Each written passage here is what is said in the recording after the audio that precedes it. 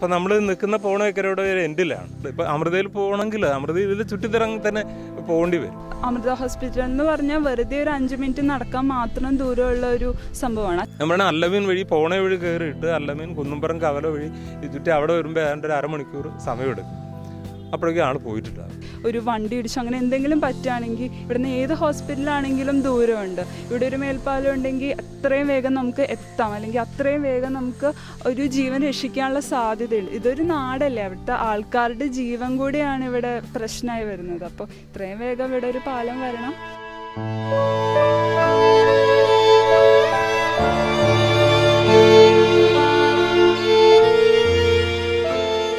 പോണേക്കര നിവാസികളുടെ ചിരകാല സ്വപ്നമായ മേൽപ്പാലം സാധ്യമാക്കുവാൻ നടപടി സ്വീകരിക്കുമെന്ന് എൻ്റെ ഉറപ്പ്.